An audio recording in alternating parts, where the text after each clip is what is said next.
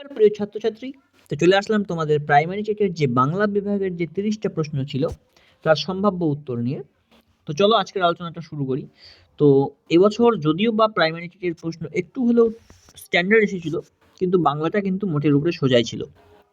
তো চলো দেখে নেই বাংলায় আসা 30টা প্রশ্নের অ্যান্সার, যেটা কিনা 31 থেকে 60 পর্যন্ত রয়েছে। তো চলো দেখে নেব প্রথম প্রশ্ন কি বলছে। সকাল থেকে অবিশ্রান্ত বৃষ্টি ঝরছে, একই তালে ঝরঝর ঝমঝম, উদ্ধৃত অংশে ঝরঝর ঝমঝম ব্যবহৃত হয়েছে বৃষ্টির কি বোঝাতে। ঠিক আছে, দেখো তো এই প্রশ্নের আমাদের সঠিক উত্তর হবে অপশন নাম্বার সি, তীব্রতা বোঝাতে। ওকে, চলো দেখে নেব নেক্সট প্রশ্ন।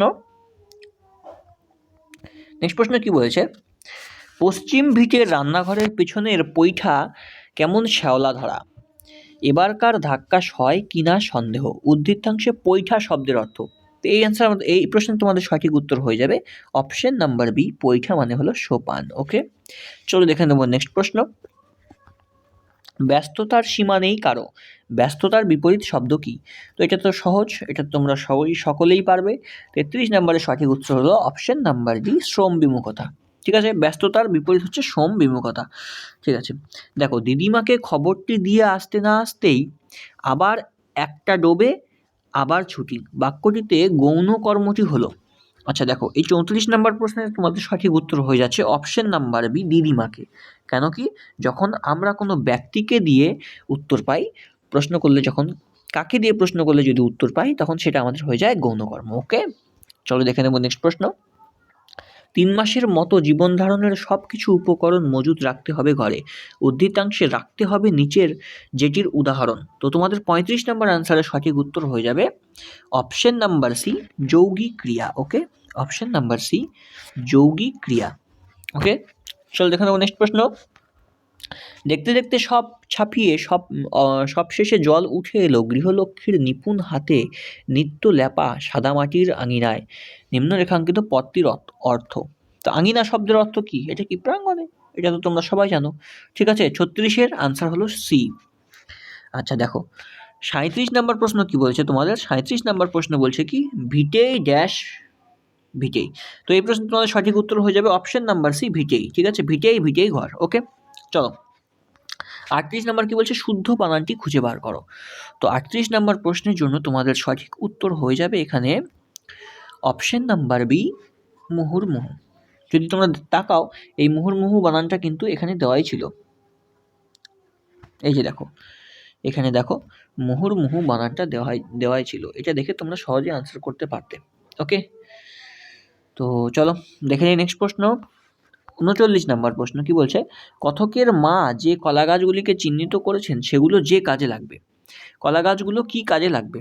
ঠিক আছে, চলো অপশন নাম্বার 39-এ তোমাদের উত্তর হয়ে যাবে অপশন নাম্বার সি, ভেলা বানাতে, কলা গাছগুলো দিয়ে ভেলা তৈরি করা হবে। ওকে, দেখে নেব নেক্সট প্রশ্ন। 40 নম্বর প্রশ্ন কি বলেছে আমাদের। 40 নম্বর প্রশ্ন আমাদের কি বলেছে, একটা বর্ণ বিশ্লেষণ। ঠিক আছে, তো 40 নম্বর প্রশ্নের জন্য তোমাদের সঠিক আনসার হয়ে যাবে অপশন নাম্বার ডি। ওকে, 40 নম্বরে তোমাদের সঠিক উত্তর হয়ে যাবে option number D, option number D. Okay, 40 নম্বরের জন্য তোমাদের সঠিক উত্তর হয়ে যাচ্ছে অপশন নাম্বার ডি।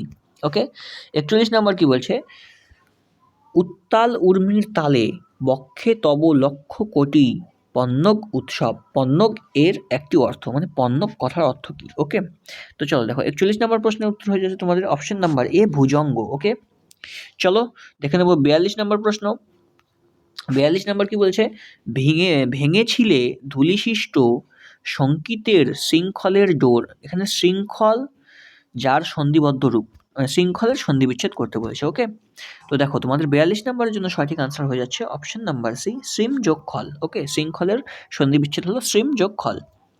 তো চলো দেখে নেব নেক্সট প্রশ্ন কি বলছে, শান্তিপ্রিয় মুমূর্ষুর শ্মশানেতে এনেছিলে আবহ সংবাদ, আবহ এর বিপরীত শব্দ।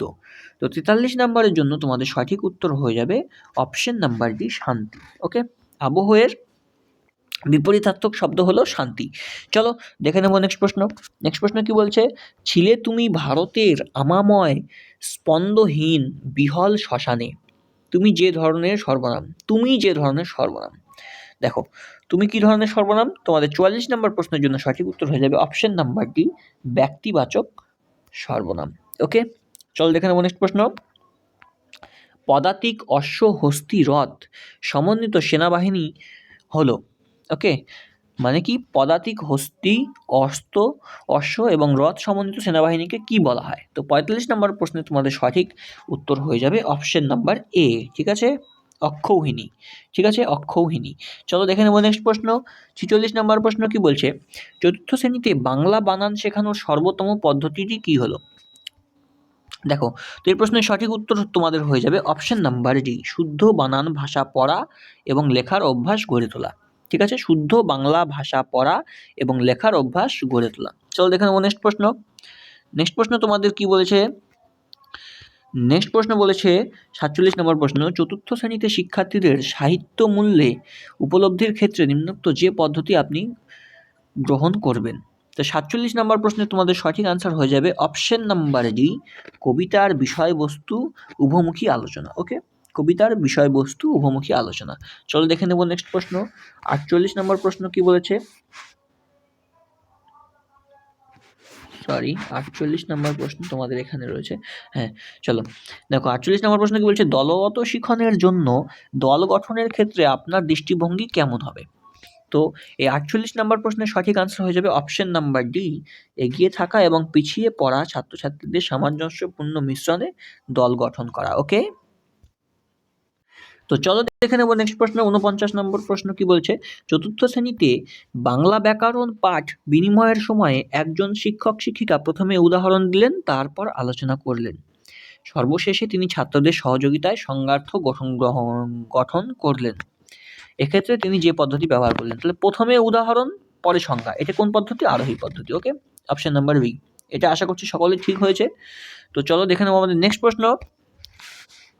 50 নম্বর প্রশ্ন, LAD এর পূর্ণ রূপটি হলো, ঠিক আছে, তো এটা তোমরা সবাই জানো, লার্নিং অ্যাকুইজিশন ডিভাইস। ওকে, তো 50 নম্বর প্রশ্নে আমাদের সঠিক উত্তর হয়ে যাবে তোমাদের option number C, language acquisition device. Okay, language acquisition device. তো চলো দেখে নিই 51 নম্বর প্রশ্ন।